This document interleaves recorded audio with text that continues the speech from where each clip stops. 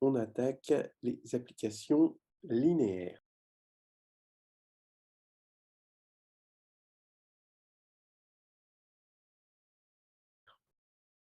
Avant d'aborder ce chapitre, on pourra avec profit écrire la définition de noyau et d'image d'une application linéaire. Bon.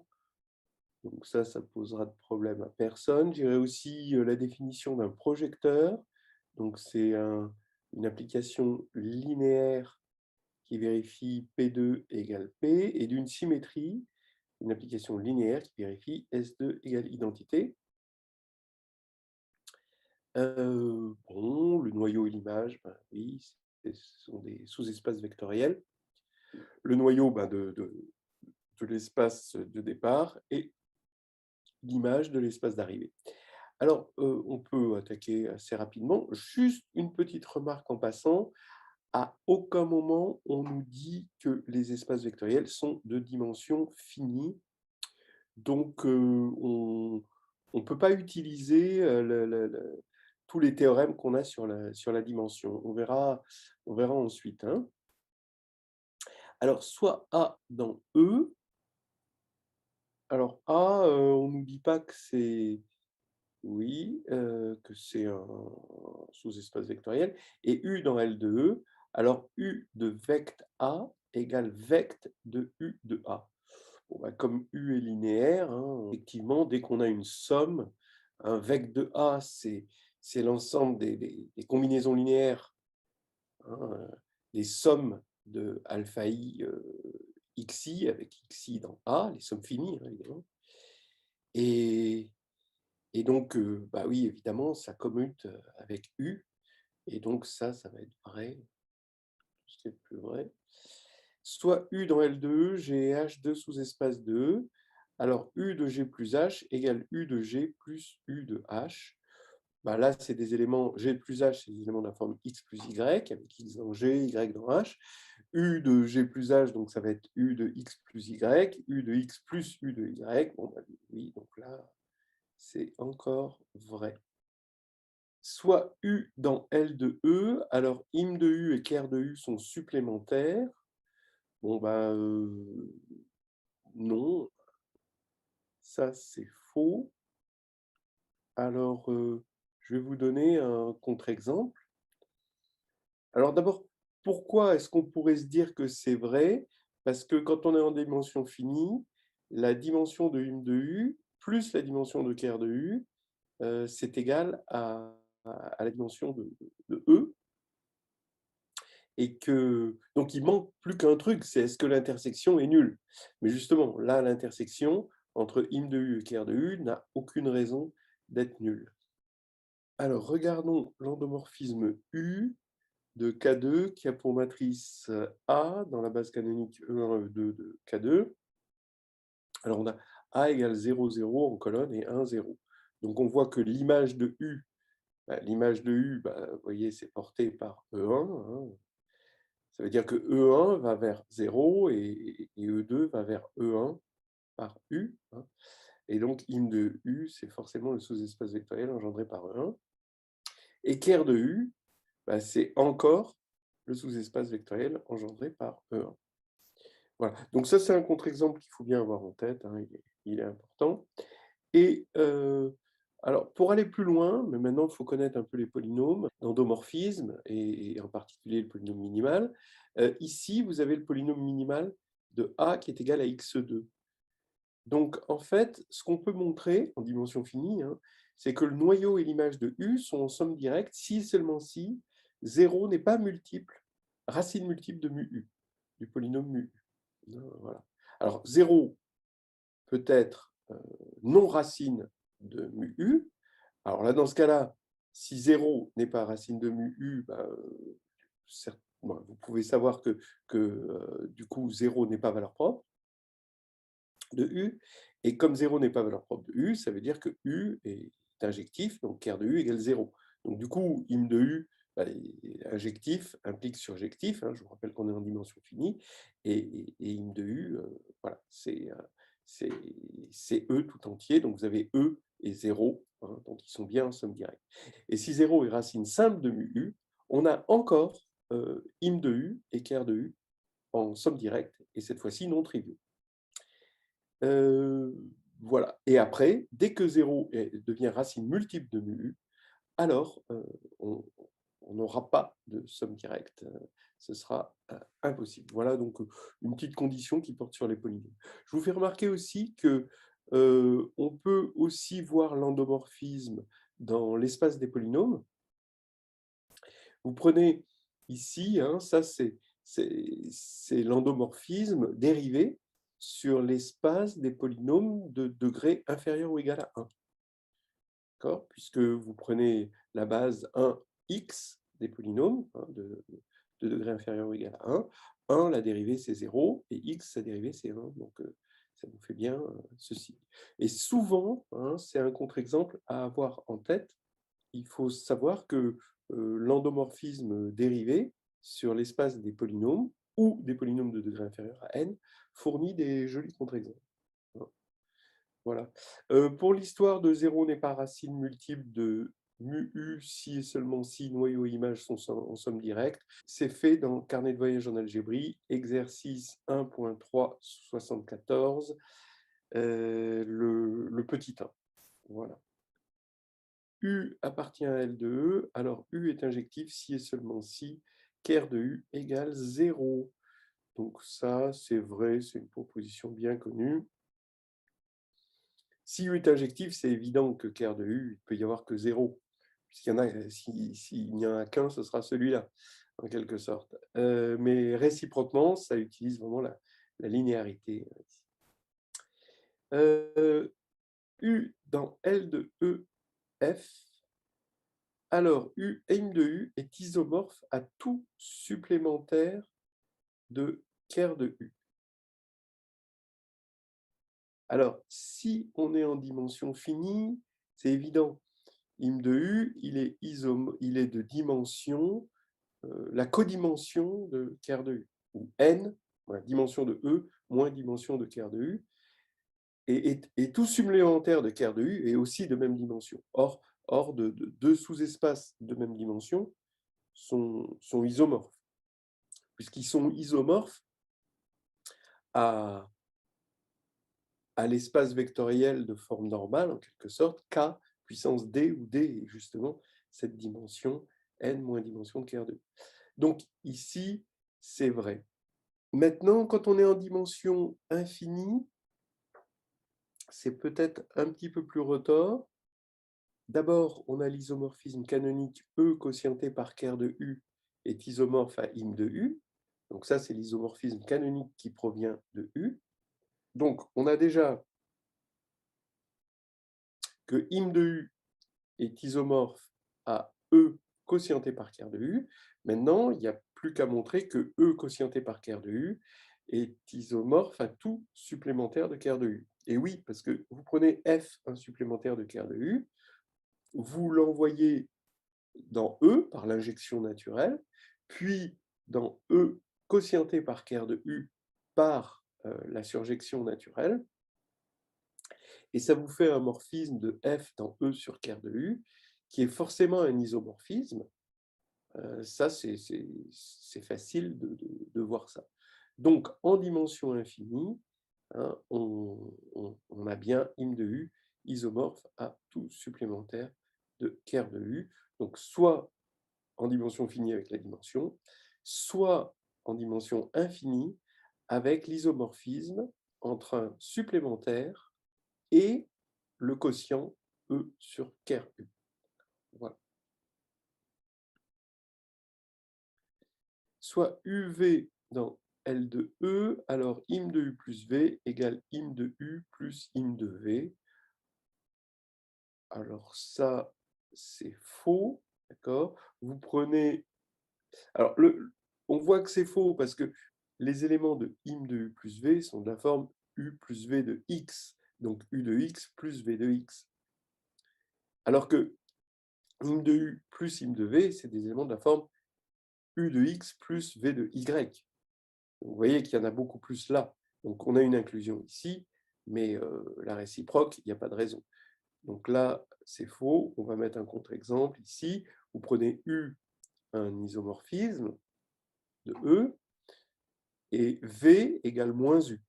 Donc on aura ici im de 0, ça fera 0, et ici on aura E, puisque c'est un isomorphisme, plus E, et E plus E, ben, ça fait E.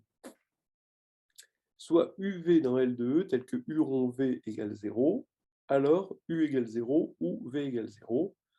Donc ce serait que la loi rond est intègre. Ben non, hein. On a vu tout à l'heure un morphisme non nul avec la matrice de tout à l'heure, la matrice A, 0, 0, 1, 0. Ben, au carré, ça valait 0. Donc U rond U, ça fait 0, alors que U n'était pas nul. Donc là, c'est faux. Un endomorphisme P est un projecteur si et seulement si id moins P est un projecteur. Bon, ben, comme id moins P, c'est involutif, il suffit de montrer l'implication. Donc P est un projecteur, ça veut dire que P2 égale P, et id moins P est un projecteur, donc on met au carré. Alors on peut utiliser hein, les identités remarquables, hein, le binôme de Newton, tout ça, hein, parce que P commute, parce que tout commute, P commute avec l'identité. Donc ça va faire identité moins 2P plus P2. Quand on va le calculer, il faut montrer que c'est égal à identité moins P pour que ce soit un projecteur. Donc ça fait identité, alors moins 2P plus P2, bah, ça fait identité moins P parce que P2 égale P. Et donc c'est vrai. Un endomorphisme P est un projecteur si et seulement si moins P est un projecteur. Donc pareil, moins, il suffit de montrer l'implication. Alors là, on prend moins P au carré, et moins P au carré. Donc on va poser, ce sera plus simple de poser Q égale moins P. Donc P égale moins Q. Donc ça va faire Q carré est égal à moins P carré, est égal à donc P carré, est égal à, donc à P est égal à moins Q. Donc on obtient au final Q2 égale moins Q, et ça, c'est pas un projecteur, parce qu'il faudrait que Q soit nul pour que Q soit égal à moins Q. Donc ça, il suffit. Donc ça, c'est faux. Hop. Si P est un projecteur, alors P moins deux identités est une symétrie. Alors, bon, P est un projecteur, P2 égale donc P, on met ça au carré, ça fait P2 moins 4P plus 4 identités. Alors, est une symétrie, il faudrait que ce soit égal à l'identité. Donc, ça veut dire P2 moins 4P, ça va faire moins 3P, parce que P2 égale P, donc il reste moins 3P. Moins 3P, donc ce devrait être égal à moins 4 identités. Donc P devrait être égal à un truc complètement absurde. Donc là, c'est faux. Hein, par contre, l'idée, c'est peut-être si on avait pris 2P moins identité, ou identité moins 2P, ou des choses comme ça, là, ça aurait marché. Hein. Si on prend 2P moins identité, qu'on met au carré, ça fait 4P2 moins 4P plus identité, et 4P2 moins 4P, ben, comme P2 égale P, ça fait 0, donc il ne reste plus que identité. D'accord. Donc c'est le 2, il fallait le mettre là, et là, c'est ça. Donc, mais en l'état, c'est faux. Alors, si P est un projecteur, alors im de P égale ker de P moins id. Alors d'abord, on est tenté de le faire, donc c'est une égalité de sous-espace vectoriel, donc on est tenté de le faire avec une double inclusion, et on est tenté aussi de le faire avec une inclusion et un argument de dimension. Il se trouve que là, on travaille sans filet, hein, on n'a pas, d'hypothèse de dimension ici. Donc, si on n'est pas en dimension finie, on ne peut pas faire ces choses-là avec la dimension. Hein. Donc, mais c'est un petit peu le jeu hein, de le faire sans la dimension. Après, vous pouvez le faire avec si vous êtes en dimension finie. C'est même pas évident que ce soit plus simple. Donc là, ça va être vrai. Donc, je vais vous le montrer. Donc, il faut montrer que im de P est inclus dans ker de id moins P. Ben oui, on va prendre y, donc dans im de P. On va montrer qu'il est dans ker de id moins P. Bon, ben, comme y est égal à P de x, hein, puisque il est dans im de P, il existe bien un X qui vérifie ça. Donc maintenant, je vais regarder id moins P de Y. Ben, id moins P de Y, c'est Y moins P de Y. Donc Y, c'est P de X, donc P de Y, c'est P de X, mais P2, c'est égal à P parce que P est un projecteur, donc ça fait 0. Et l'inclusion inverse, donc je pars d'un X dans ker de id moins P, et donc ça veut dire que id moins P de X égale 0, c'est-à-dire que P de X égale X. Et comme P de X égale X, ben X, il est bien de la forme P de quelque chose, donc X est bien dans im de P. Alors c'est quand même, il faut faire attention parce que c'est quand même assez rare. C'est très facile généralement d'aller d'un im vers un ker. Donc ça, c'est quelque chose de bien connu en mathématiques. Une image, c'est facile de montrer que c'est un noyau. Hein, parce que une image, on l'a sous une certaine forme, et un noyau, on peut le vérifier. Par contre, un noyau, c'est difficile de montrer que c'est une image. Parce que le noyau, c'est quelque chose qui vérifie quelque chose, et l'image, ça veut dire qu'on veut montrer qu'il est sous une certaine forme. Et c'est justement les deux difficultés. Mais là, c'est un peu exceptionnel, ça marche bien. Voilà. Donc voilà, c'est terminé, le vrai-faux, mais on va continuer parce qu'il y a des exercices intéressants. Alors, typique. Donc, je vous laisse regarder. Bon, celui-ci, il est facile, montrer que U rond V est l'endomorphisme nul si et seulement si im de V est inclus dans ker de U. Bon, faut juste le remarquer, quoi. C'est pas...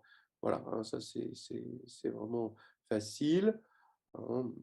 Bon, bah oui, si im de V est dans ker de U, ça veut dire que tout élément de la forme V de X va vérifier U de cet élément égale 0. Donc ça revient à dire que U rond V est égal à 0 comme endomorphisme. L'exercice suivant, il est très typique, hein, celui-ci. U rond V égale V rond U. On dit que U et V commutent, hein, c'est des éléments de L de E. Et il faut montrer que U respecte le noyau de V et que U respecte l'image de V. Alors bien sûr, par symétrie, V va respecter le noyau de U et va respecter le noyau de et va respecter l'image de U, bien sûr. Alors ça, c'est assez typique, il faut savoir le faire absolument.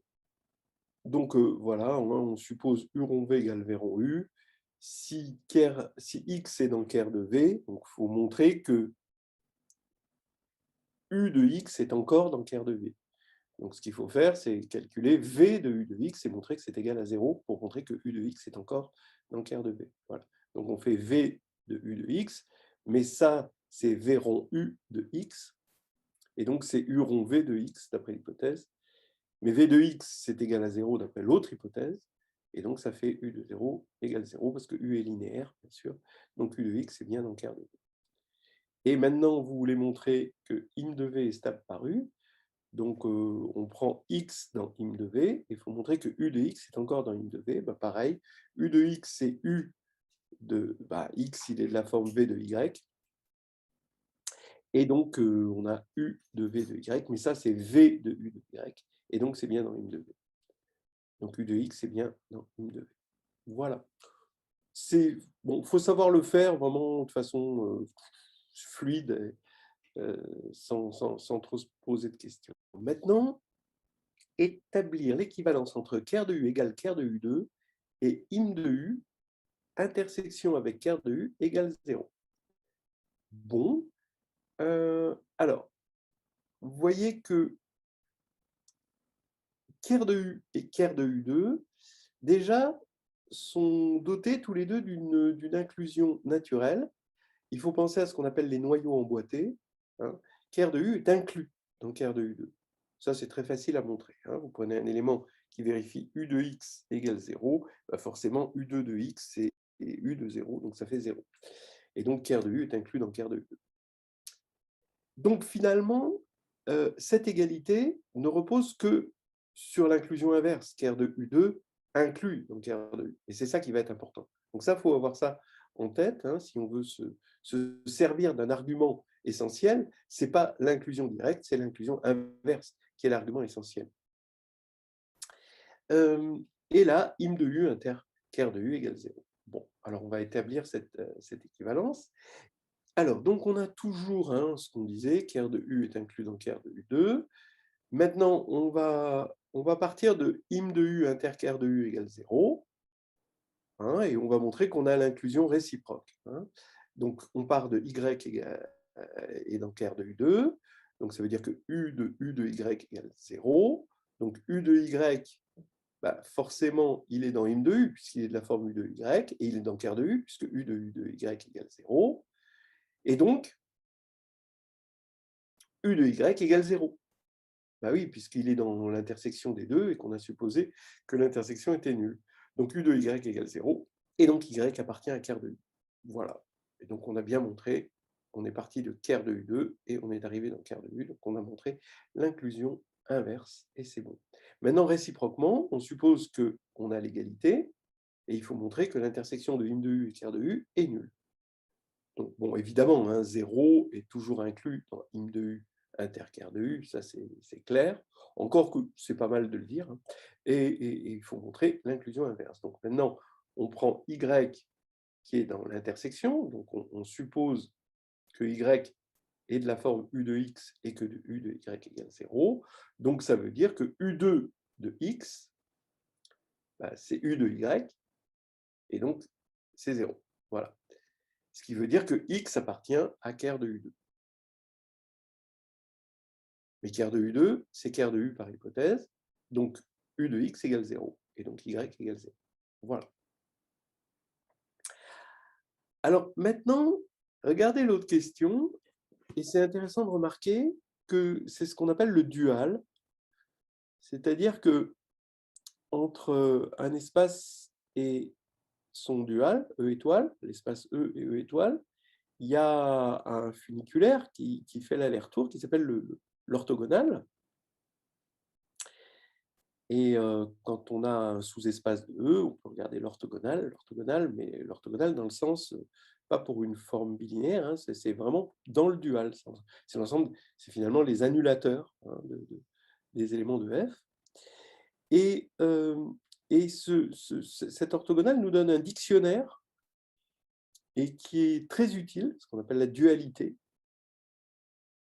Et ce dictionnaire fait qu'on a toujours, quand on a une proposition dans les espaces vectoriels, on a toujours une proposition duale. Donc par exemple, ici, cette proposition, ben, le dictionnaire, il suffit de remplacer ker par im,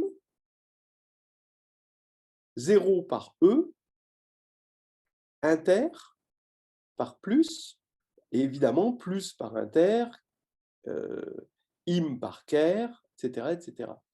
Donc ici, si vous regardez bien, quand vous dualisez ceci, ben, ça vous dit im de u égale im de u2, et il y a une équivalence avec 0 devient e égale, et là, on va avoir ker de u plus im de u.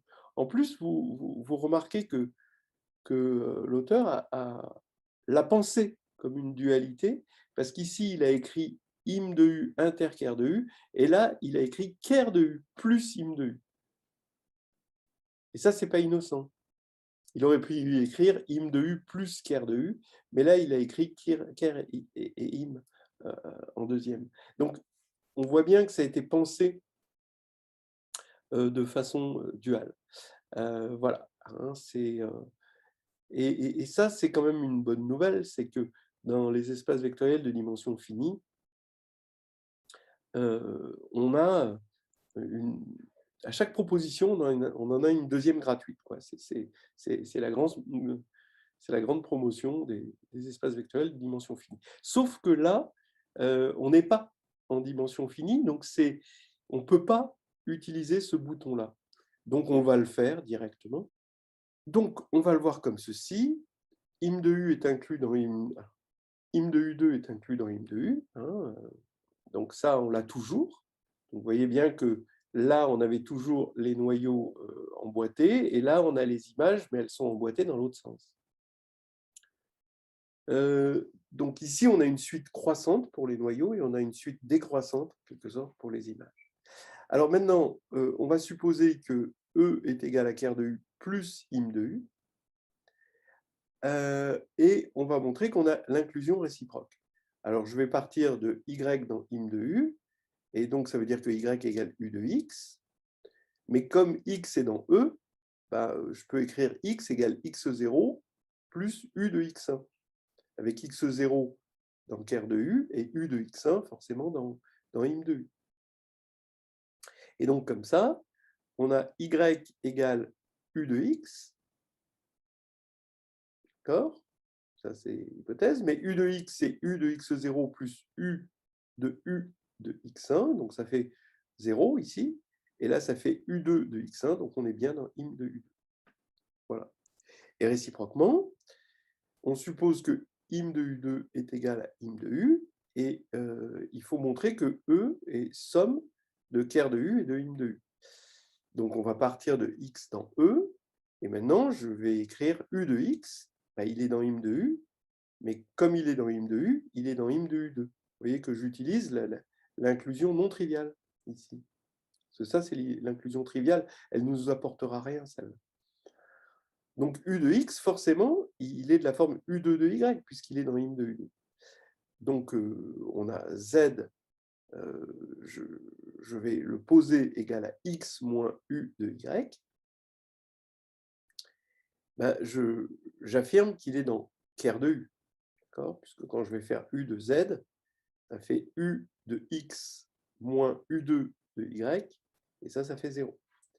Donc ici, j'ai x est égal à z plus u de y, et j'ai mon élément de ker de u ici, et mon élément de im de u, et j'ai bien fait ma décomposition.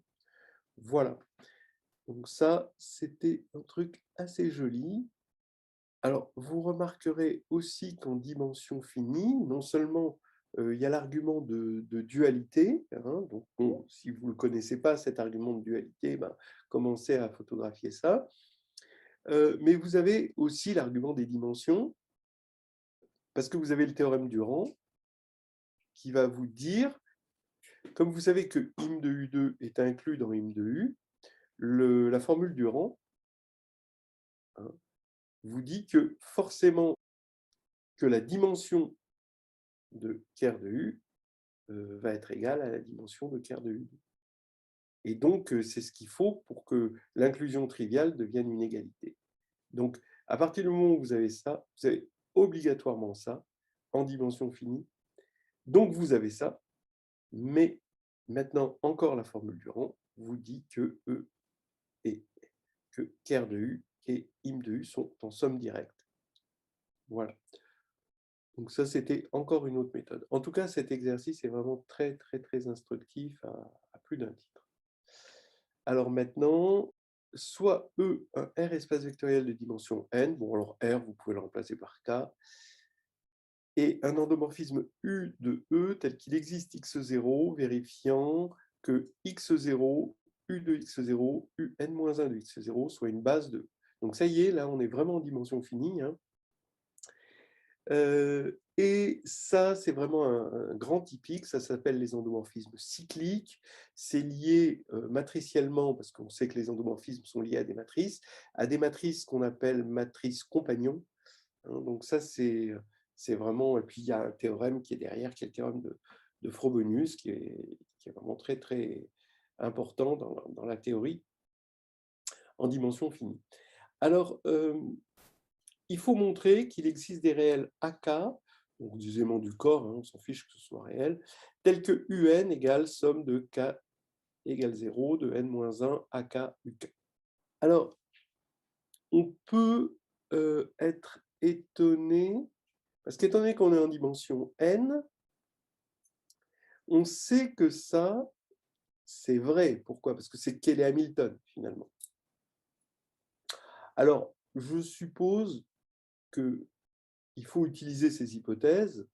Bon, hein, Cayley-Hamilton nous dit qu'il existe un polynôme de degré n, hein, tel que qui de u égale 0, ce qui revient à dire ceci, finalement. Donc, c'est quand même curieux, mais on va rentrer dans la logique du problème, c'est-à-dire de ne pas utiliser Cayley-Hamilton et vraiment d'utiliser le x0. Et là, ça va devenir très instructif. on suppose donc que c'est une base de E, ce qui veut dire que UN de x0 va s'écrire dans cette base. Voilà, UN de x0, c'est un élément de E, donc il s'écrit dans cette base avec des coordonnées à 0 jusqu'à AN-1. Voilà. Et maintenant, à partir du moment où, vous voyez, x0, c'est un peu comme un chef charismatique pour l'endomorphisme U, à partir du moment où UN de x0 va être égal à ceci, on va montrer que UN de x, pour tout x, va être égal à la même chose, mais en remplaçant x0 par x. Vous voyez. Donc ça, c'est ça qui est joli dans cet exercice et qui est instructif. Et à partir de ce moment-là, on aura bien montré que UN, c'est exactement la somme de ce qu'on veut, quoi, en quelque sorte. Alors, d'abord, x, on part de x. X, il est égal à la somme, lui aussi, il se décompose dans cette base. Donc, il est égal à la somme de certains BI, UI de x0, d'accord? C'est-à-dire qu'il a pour coordonnées les BI dans cette base, X. C'est fait pour ça, les bases. Et maintenant, comme UK commute avec toute puissance de U, quand vous allez faire UN de X, puisque c'est ça qu'il faut calculer, UN de X, ça va faire UN de ça. Donc, je vais faire rentrer UN qui est linéaire là-dedans, et on va avoir UN plus I, ici. Et donc ici, je vais avoir une somme avec des UI, UN, d'accord? Voilà. Bon, là, ça ne pose pas de problème. Mais maintenant, UN, ça y est, je suis tombé sur UN de x0, donc je vais pouvoir écrire UN de x0, c'est tout ça. Et donc maintenant, je vais pouvoir faire rentrer non seulement le UI à l'intérieur, mais le somme de BI, UI. Donc ça va faire A0 que je sors, et là j'ai une somme de BI, UI, x0. Là, je vais avoir A1U que je sors, et à l'intérieur, je vais avoir le somme de I égale 0 de BI, UI et de x0, etc., etc. Et là, je reconnais X, donc j'ai A0X plus A1U de X, etc., plus AN-1 UN-1 de X. Bon, alors, maintenant, donc on a montré ce qu'on voulait montrer. Maintenant, je vous montre une preuve plus élégante, beaucoup plus élégante ici, avec les polynômes d'endomorphisme.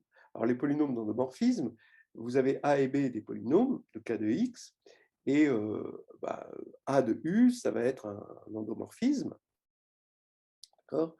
Ici, vous allez avoir A, voilà.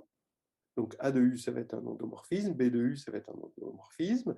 Et quand vous les composez, ça fait AB de U. Voilà, ça c'est quelque chose à bien connaître. Et donc, ça fait BA de U. Et comme ça fait BA de U, ça fait finalement que A et B peuvent échanger leur rôle, parce que A fois B, c'est B fois A chez les polynômes. Et donc, A de U rond B de U, c'est B de U rond A de U. Ça, c'est important. Donc, on peut échanger A et B quand on a une situation comme ceci. Donc, regardez, là, l'exemple, vous prenez UN de X. Donc, UN de X, par définition, c'est le polynôme Xn qu'on applique à l'endomorphisme U. Voilà. Xn de U, c'est ça, UN. Là, je vais prendre pour Q. D'accord, donc X, c'est ça. X, il est où X? X, il est là. Donc là, c'est un polynôme Q, qui a pour coefficient B. Donc Q de U de x0. Voilà. Ça, c'est exactement cette écriture-là. Q de U de x0, voilà, c'est X. Et maintenant, comme on a un polynôme Xn et un polynôme Q, je peux échanger Q et Xn. Donc ici, je peux mettre Q de U et UN de x0. Mais UN de x0, c'est un polynôme, un autre polynôme, P, avec les coefficients A. Donc ça, c'est P de U de x0. Donc ça fait Q de U de P de U de x0. Et là, pareil, je peux échanger Q et P pour la même raison que tout à l'heure. Donc ici, j'ai P de U de Q de U de x0, et ça, c'était x, donc j'ai P de U de x, et j'ai exactement ce que je veux. C'est-à-dire, c'est ça que je voulais montrer. Voilà, on va s'arrêter là, on en a assez fait pour aujourd'hui.